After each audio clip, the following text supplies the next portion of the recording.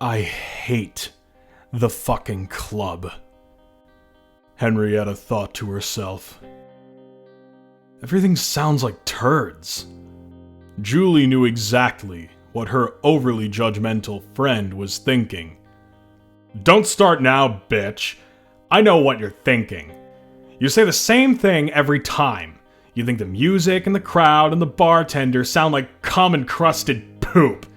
Your words, not mine. I swear, I'm going to go crazy if you go on another one of your rants. Sometimes you just gotta get lit and be on your thought shit. Henrietta turned towards Julie with such disdain and a stare that was so fiery with scorn, it alone could scorch the wings off a soaring Icarus. She was tired of Julie trying to force her to be on her thought shit. That's easy for you to say. You have the sexiest, tightest ass anyone's ever seen. The butt cheeks are so round and firm that basketballs should be ashamed of themselves by comparison. Every time I see you walk around in your tight blue striped cheeky panties, it makes me wish I had a wiener. Julie started to blush. Oh, stop it. You're so pretty too. I just want you to enjoy yourself. You never seem like you have any fun. Henrietta was about to answer her when all of a sudden she heard Cardi B coming on. She started to yell, her ear holes had been raped by yet another song she didn't like within this foul sweat and semen-scented club. Henrietta had had enough of Drake, Megan Thee Stallion, Lil Young Bad Rock Star Never Been Broke Baby Bitch, Billie Eilish, Migos, Despacito music, also known as reggaeton, and the Foo Fighters. The poor girl turned and saw the bartender's ugly face. That was the last straw. Without a moment's hesitation, her head turned back towards Julie. "Fuck you, bitch!" she screamed. Henrietta fled the club, and after stopping for a slice of cheesecake in a nearby shop, she decided to head home. Unfortunately, the horrors of the night had only just begun. Part 2. The Devil Hides in Love's Deception. A furious Henrietta flung the door to her house open, but she heard something coming from upstairs. She figured it was another one of her mom's clients. It sounded like the man had finished, so she tried to hurry up and get to her room before they crossed paths. But it was too late. The man came stumbling down the stairs, fully naked. His beard was so long that it covered his winky, but unfortunately, his balls were still very much exposed. "Oh, Big Angus, you dog! Yeah, that's me name," he drunkenly slurred to himself. "Big Angus always loves to party with his favourite lady. But now it's time for beer."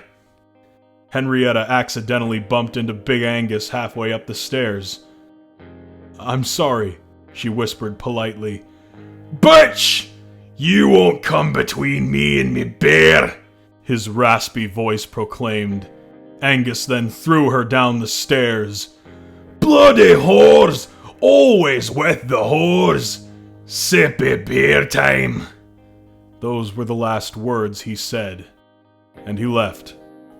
As if that wasn't enough, Henrietta could hear her mother listening to Megan Thee Stallion. "Mom, what the fuck are you listening to?" Henrietta screeched with hatred. "The boss bitch herself, you bitch!" she screeched back. "And I don't want to hear any of your shit. It's a hell of a lot better than Tard Throne or Demon Boogers. It's Dark Throne and Dumu Borgir, you bitch. That's it. Go to your room. There will be no food for 3 days because of that little outburst. Maybe then you'll be able to show Megan and I a little respect." Henrietta ran to her room crying. Exhausted by her surroundings, she so desperately wanted something to change. Somebody was also aware of this. Somebody most would steer clear of. The name of this particular individual is Mortimer Squiggly, a demon of unknown origins who happens to keep an eye on the disenfranchised outcasts, waiting to turn their dreams into a hellish reality.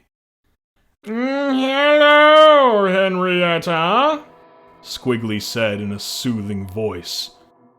Who the fuck are you, bitch?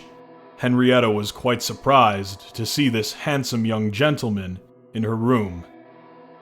There was also confusion in regards to why this man chose to dress in a red shirt and a demonic-looking tie.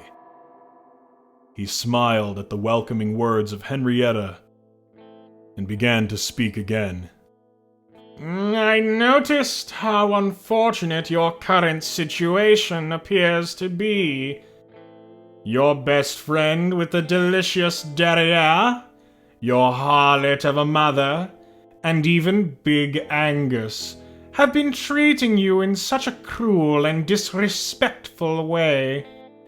It's enough to make one defecate maggots. He proceeded to cackle. God damn it! Henrietta snapped back at him, as she was known to do with everyone. And what's it to you, bitch? Mortimer Squiggly's smile grew wider. Such a ferociously rebellious and passionate soul. I must admit, I adore those the most. He started to suck his fingers. If you give it to me, I shall bestow upon you the ability to make all of them pay for their crimes against you. They shall be as flies to you. Okay, she said without hesitation. Henrietta shook the malevolent creature's hands. As she did so, she suddenly felt a surge course throughout her body. The scream that left her throat shattered the windows in her room as she fell to the floor. Vines and roots began to shoot out of her legs and arms. Two monstrous Venus flytraps popped out of her shoulders and squeezed each side of her as if they were bookends to the literary masterpiece that was her head. She turned into a plant monster. Don't worry. I'm certain your new body will grow on you. Squiggly started to howl with laughter as he faded back into oblivion. Part 3. Vengeance beyond your wildest apprehension. The sound of Henrietta's mother rushing towards her room could be heard. She stormed in while screaming, "Henrietta Roosevelt Dinglenuts!" Nice. When her mother yelled her full name, you know she meant business. "Is this the thanks I get for being the top 5 greatest mothers according to Forbes? Why are you even uglier now?" There was another sound that permeated the air around them, and it appeared to be coming from her mother's room. It was Godzilla by Eminem. Henrietta could tell by the sound of modern Eminem's crack-addicted duck voice that it was him. She couldn't take it anymore. "This song sucks ass!" she shrieked. Even though she was now a bloodthirsty plant monster, as the narrator, I must admit that I agree with her. It really does suck ass, and I have no doubt he speeds up the fast parts. Just then, Big Angus kicked down the door, and of course he was drenched in beer. "You miss me, whores! I forgot me pants!" Henrietta shoved one of her vines up his butt and through his mouth before flinging him out the window. "Not stanky Angie!" Stanky. What am I doing with... cried Henrietta's mother, Miss Dinglenuts. Henrietta's face had finally transformed into a greenish color.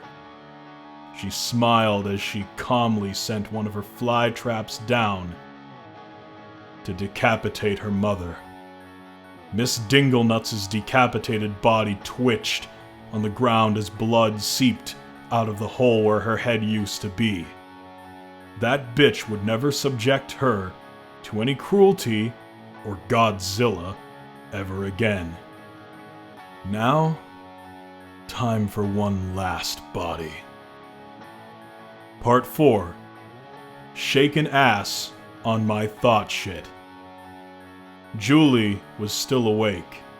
Even though Henrietta had been quite the buzzkill, that did not stop her from having the time of her life. Even though she was drunk and home alone, she decided to keep the party going. She stripped down to her blue striped bra and panties and went to fetch a White Claw from the fridge. While in the kitchen, she thought she heard a noise.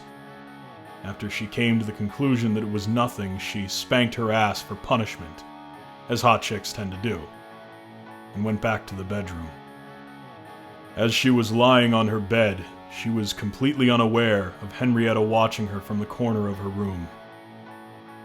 Henrietta watched Julie as her butt cheeks popped out of her panties. There was a sudden creaking noise which caused Julie to turn around. She almost shat herself when she saw the enormous plant monster that was her best friend. "What happened to you, Henrietta?" she sobbed. "You're so ugly now." "I've come to devour you for your crimes, always telling me to be on my thought shit. I can't stand it, you bitch!" The confusion written across Julie's face was impossible to ignore. "I just wanted you to be happy, Henrietta. That's all. I only wanted to see you smile. You were always so miserable. I thought maybe if I took you to the club and you had a little fun, you'd see that there are things to appreciate about life. Even if life seems sad a lot of the time, believe it or not, I'm really sad most days too. And I hate living with all my insecurities. They eat at me every day. Sometimes I just want to roll up into a ball inside my room and never come out. But I can't dwell on those feelings or I'll miss out on all the things I love and the life I want to see myself living. It was only because I love you, Henrietta. You'll always be my best friend." Even though Julie had tears streaming down her face, she couldn't help but smile. Henrietta, on the other hand, was furious. "Did you just tell me to smile? That's another form of violence. I guess it's time for me to defend myself against your violent ways. Time to die, bitch!" "No, please!" screamed Julie. When the cops arrived at the house, they found little chunks of Julie splattered all over the room. It took 8 days to clean up all of her remains. It's said that Henrietta moved into the sewers and lived there, much like the rumored weed in the Larry Boy movie. Listen to whatever you like, but might I suggest that you don't listen to Megan Thee Stallion or Taylor Swift by the sewer drains. You never know who might also be listening.